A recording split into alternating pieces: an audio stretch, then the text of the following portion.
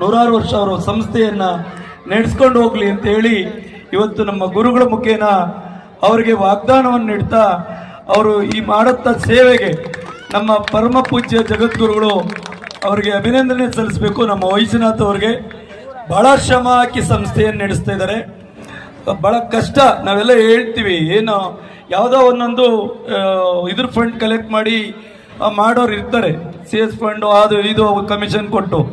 ಬಹಳ ಶ್ರದ್ಧಾ ಭಕ್ತಿಯಿಂದ ಏನಾದರೂ ಸೇವೆ ಮಾಡಬೇಕು ಅಂತ ಮಾಡೋರಿಗೆ ಬಹಳ ಕಷ್ಟ.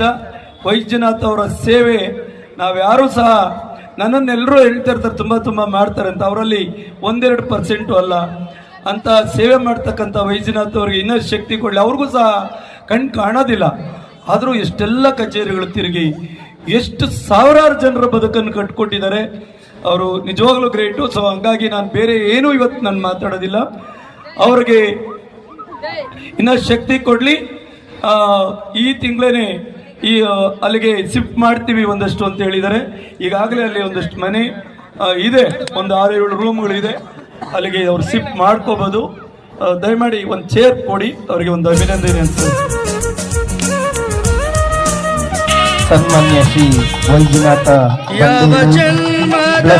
ಸೊಸೈಟಿ ರೂರಲ್ ಅರ್ಬನ್ ಡೆವಲಪ್ಮೆಂಟ್ ಸಂಸ್ಥೆಯ ಸಂಸ್ಥಾಪಕರಾದಂಥ ಸನ್ಮಾನ್ಯ ಶ್ರೀ ವೈದ್ಯನಾಥ್ ಬಂಡೇಗೌಡರು ಮತ್ತು ಪರಮ ಪೂಜ್ಯ ಸ್ವಾಮೀಜಿಗಳು ಆಶೀರ್ವಾದವನ್ನು ಮಾಡಿ ಸನ್ಮಾನವನ್ನು ಮಾಡಿ ಎಲ್ಲ ಗಣ್ಯರು ಮತ್ತು ಎಲ್ಲ ಶ್ರೀಗಳು ಕೂಡ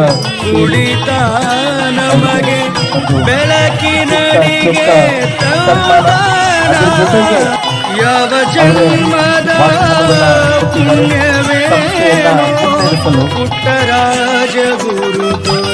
ಜೋರಾದ ಚಪ್ಪಾಳೆ ಬರಲಿ ಅಂತ ಕೇಳ್ಕೊಳ್ತಾ, ಯಾವ ಜನ್ಮದ ಪುಣ್ಯವೇನೋ ಪುಟ್ಟರಾಜ ಗುರು ದೊರೆತ. ಅಭಿಮಾನದ ಚಪ್ಪಾಳೆ. ಸುದೀರ್ಘವಾಗಿ ಅಂತರ ಅಭಿನಂದನೆಗಳು. ಈಗ